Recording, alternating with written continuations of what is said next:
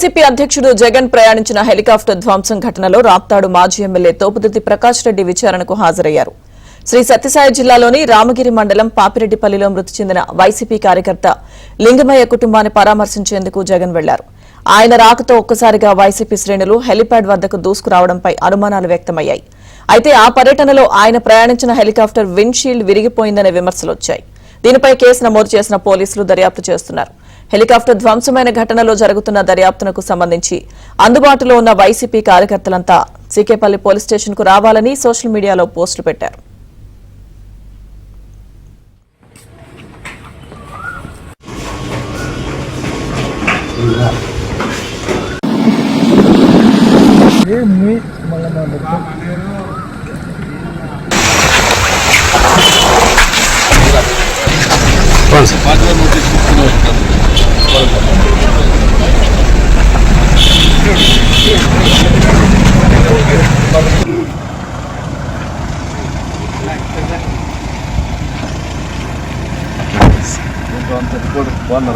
బాగున్నా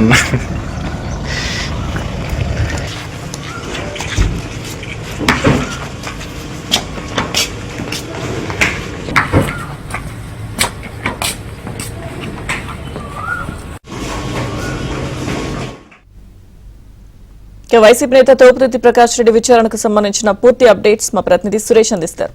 సురేష్, కుంటుమతి ఏదైతే వైసీపీ అధినేత జగన్మోహన్ రెడ్డి పాపిరెడ్డిపల్లి పర్యటన సందర్భంగా కుంటుమతి హెలిప్యాడ్ వద్ద హెలికాప్టర్ విండ్షీల్డ్ ధ్వంసమైన ఘటనలు రాప్తాడు మాజీ ఎమ్మెల్యే తోపుదుర్తి ప్రకాష్ రెడ్డి ఈ రోజు చెన్నకత్తుపల్లి పోలీస్ స్టేషన్ కు హాజరయ్యారు. పోలీసుల విచారణకు హాజరయ్యారు. ఏదైతే కుంటుమతి హెలిప్యాడ్ వద్ద హెలికాప్టర్ సంబంధించిన విండ్షీల్డ్ వైసీపీ కార్యకర్తలు ధ్వంసం చేసిన ఘటన పైన రాప్తాడు మాజీ ఎమ్మెల్యే తోపుదుర్తి ప్రకాష్ రెడ్డితో పాటు వైసీపీ కార్యకర్తల పైన కేసు నమోదు చేశారు. కేసులు నమోదు చేశారు. అయితే ఈ కేసులో ముందస్తుగా బెయిల్ కావాలంటూ కూడా ప్రకాష్ రెడ్డి హైకోర్టును ఆశ్రయించారు. అందులో భాగంగా హైకోర్టు షరతులతో కూడిన బెయిల్ మంజూరు చేసింది. ఈ కేసుకు సంబంధించి అధికారులకు పూర్తి స్థాయిలో విచారణకు హాజరు కావాలంటూ ఆదేశాలు జారీ చేశారు. అందులో భాగంగా ఈ రోజు రాప్తాడు మాజీ MLA Thopudurthi Prakash Reddy CK Palli police station ఎదుట హాజరయ్యారు. ప్రస్తుతం విచారణ కొనసాగుతుంది. ప్రస్తుతం ఈ కేసులో ఇప్పటికే పలువురు వైసీపీ కార్యకర్తలను కూడా పోలీసులు అదుపులోకి తీసుకుని పార్టీ 1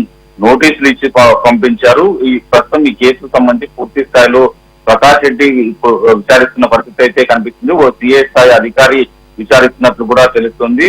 దీనికి సంబంధించి ఏదైతే వైసీపీ కార్యకర్తలతో పాటు ప్రకాష్ రెడ్డిపై కూడా పలు సెక్షన్ల కింద కేసులు నమోదైనాయి. అందులో భాగంగానే విచారణ కొనసాగుతున్న పరిస్థితి కనిపిస్తుంది.